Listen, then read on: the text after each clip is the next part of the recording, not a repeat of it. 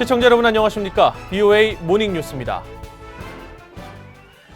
첫 소식입니다. 미 정부는 북한의 거듭된 단거리 미사일 발사에 대해 상황을 주시하며 동맹국과 협의할 것이라는 원론적인 입장을 유지하고 있습니다. 한국 군 당국은 북한의 최근 발사체를 단거리 탄도미사일로 추정했습니다. 박형주 기자의 보도입니다. 미국 정부는 북한이 엿새 만에 다시 미사일을 발사한 것에 대해 관련 보도를 인지하고 있으며 상황을 계속 주시하고 있다고 밝혔습니다. 또 동맹국인 한국, 일본과 긴밀하게 협의하고 있다고 덧붙였습니다. 앞서 북한이 지난 10일 단거리 탄도미사일로 추정되는 발사체를 쐈을 때와 같은 반응입니다. 트럼프 행정부의 이런 원론적인 입장은 북한이 단거리 미사일 시험을 재개한 지난 5월부터 계속 이어지고 있습니다. 다만 존 볼튼 백악관 국가안보보좌관은 북한의 최근 미사일 발사 이전에 진행된 VOA와의 인터뷰에서 북한의 단거리 탄도미사일 발사가 유엔 결의 위반이며 특히 한국과 일본, 이곳에 주둔하고 있는 미군에 위협이 된다는 점을 지적했습니다. We think the range could probably hit all of South Korea and parts of Japan. That, of course, would endanger our deployed forces as well. 한국 군 당국은 북한이 16일 발사한 미사일이 비행거리와 고도, 속도 등을 고려해 단거리 탄도미사일로 추정된다고 밝혔습니다. 또 정의용 국가안보실장 주재로 긴급회의를 열고 단거리 발사체를 연이어 발사하고 있는 북한의 행위가 한반도의 군사적 긴장을 고조시킬 우려가 있다며 중단할 것을 촉구했습니다. 앞서 북한은 이날 오전 8시경 두 차례에 걸쳐 강원도 통천 북방에서 동해상으로 단거리 발사체를 발사했습니다. 이번 북한의 발사는 지난 10일 이후 엿새 만이며 판문점에서 이루어진 미북 정상회동 이후 6번째, 올해 들어서는 8번째입니다. 이런 가운데 미 의회조사국은 최근 발간한 미북 관계 보고서에서 북한이 일방적으로 핵실험과 중장거리 탄도미사일 실험 중단을 선언했지만 핵물질 생산과 잠수함 발사 탄도미사일 개발은 계속하고 있다고 지적했습니다. VOA 뉴스 박형주입니다.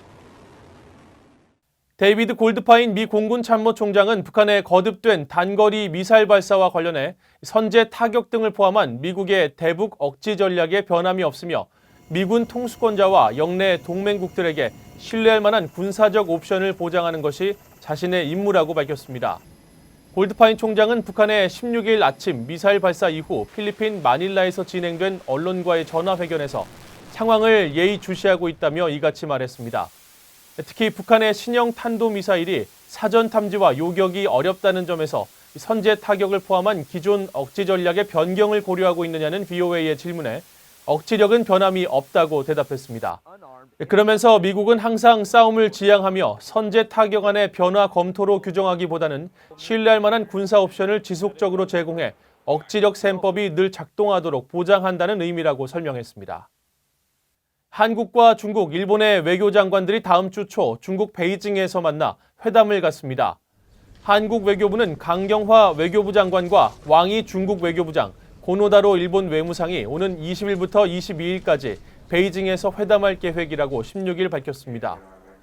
이번 회담에서는 올해 안에 3국 정상회담을 개최하기 위한 일정과 의제 등을 논의하고 또 최근 한일 갈등이 고조되는 가운데 이 기간 한일 양자 외교장관 회담도 조율 중인 것으로 알려졌습니다. 3국 외교수장이 공식적으로 만나는 것은 지난 2016년 8월에 열린 제8차 회담 이후 약 3년 만입니다. 북한은 김정은 위원장이 절대적인 통제력을 이룰 수도 있다는 우려 때문에 베트남식 개혁을 추진하기 힘들 것이라고 미국의 유력 연구소가 전망했습니다. 중국의 지속적인 지원도 개혁의 걸림돌로 꼽았습니다. 조은정 기자가 보도합니다. 미국의 민간단체인 랜드 연구소는 최근 북한의 베트남식 경제개혁이 가능한지를 진단하는 보고서를 발표했습니다.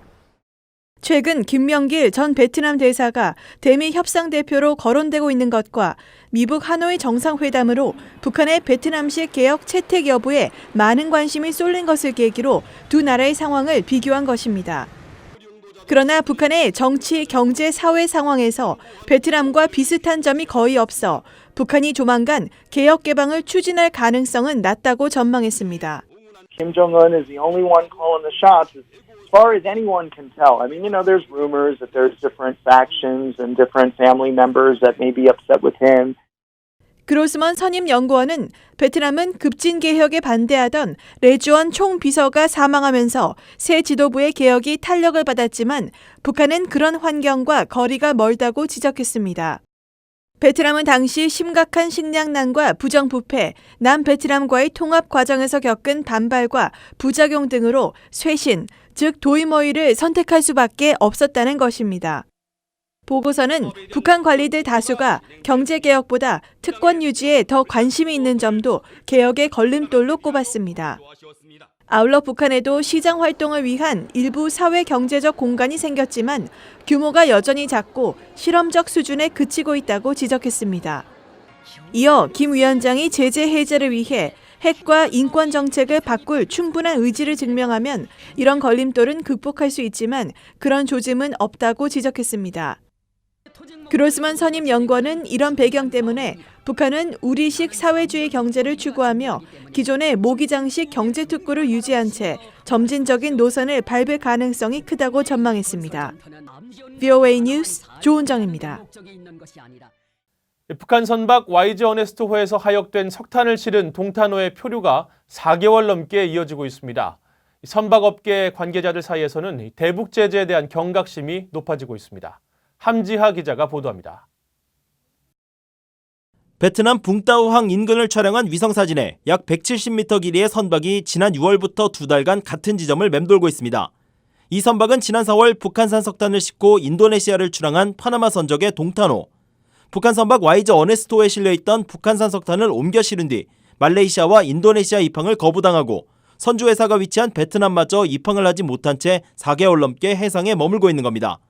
동탄호가 공해상을 전전하는 기간이 길어지면서 지난 4개월간 피해액은 하루 약 $10,000, 모두 120만 달러에 이르는 것으로 추정됩니다. 하루에 예를 들어서 이 배가 한 600만 원에서 1,000만 원 정도의 지금 손실을 보고 있는 거거든요. 그러면 이 배가 1년이 갈 수도 있고 2년이 갈 수도 있고 영원히 폐선까지 갈 수 있는 상황이 온다 그러면은 거기에 속해 있는 한 회사 또는 3개에서 4개 회사 정도가 망할 수가 있는 그런 상태까지 올 수가 있습니다. 선박업계 관계자는 이번 동탄호 사태가 업계 내 대북 제재에 대한 경각심을 높였다고 말했습니다. 그런 제재나 이런 게 일반인들에게 또는 회원인들에게 그렇게 심각하게 받아들인 적은 없습니다. 제재 화물을 실었을 경우에 어떻게 된다 이런 거는 YG 어네스트와 이 배를 이송했던 동탄호가 문제됨으로써 현실화됐고 경각심을 심는 데 계기가 된 거죠. 미국 정부는 이미 지난해부터 해운업계에 의도치 않게 대북 제재 위반 행위에 가담하지 않도록 주의를 환기시켰습니다. As UN Security Council members, we must convey to the captains of these ships, to their owners, and anyone else involved in these transfers, we are watching them, and that they must cease their illicit activity. 재무부도 북한 해상 활동에 대한 주의보를 통해 제재 위반 행위에 연루될 경우 초래될 잠재적인 결과를 경고했습니다. 전문가들은 선박과 관련된 모든 활동이 미국 달러로 거래로 이뤄질 수밖에 없기 때문에 관련 업계가 유엔 제재와 별도로 미국의 독자 제재, 더 나아가 세컨더리 보이콧 또한 주의해야 한다고 지적했습니다. VOA 뉴스 함지아입니다. 대북자금 거래 연루 가능성이 제기된 국제금융통신망 스위프트가 북한과 이란에 대한 제재 법안 로비를 위해 투자한 대미 로비 자금이 2013년부터 2018년까지 6년 동안 165만 5천 달러인 것으로 파악됐습니다. VOA가 미 의회에 보고된 로비 활동 내역을 분석한 결과 스위프트는 특히 미 의회에서 2017년과 2018년 북한의 금융거래를 돕는 해외 금융기관에 세컨더리 보이콧 의무 부과 조항을 포함한 브링크 액트가 추진되자 이에 대해 본격적인 로비를 벌인 것으로 나타났습니다. 브링크 액트는 지난해 상원은행위원회를 만장일치로 통과했지만 전체 회의 표결에 붙여지지 못해 지난 회기 자동 폐기됐고 스위프트의 로비도 중단됐습니다. 일본 경찰이 세탁기와 생활용품을 북한에 56만 달러 넘는 규모로 수출한 자국 기업인을 적발해 검찰에 송치했습니다. 교도통신 등 일본 언론들은 도쿄 소재 후소 일렉트로닉 앤 머시너리 전 대표가 외국환 및 외국무역법을 위반해 북한에 56만 달러가 넘는 규모의 물품을 납품한 정황이 드러났다고 보도했습니다. 일본 경찰은 61세의 이 기업인이 2015년 11월부터 2018년 5월까지 세탁기와 가스레인지, 의자, 샴푸 등의 생활용품을 오사카에서 중국 다롄이나 홍콩을 경유해 북한에 수출한 것으로 보고 있습니다. 일본은 유엔 안보리의 대북 결의 외에도 북한에 대해 독자적인 경제 제재를 시행하고 있어 경제 산업 장관의 승인 없이 북한과의 무역 거래는 전면 금지돼 있습니다. 이상으로 VOA 모닝 뉴스를 마칩니다. 시청해 주신 여러분 고맙습니다.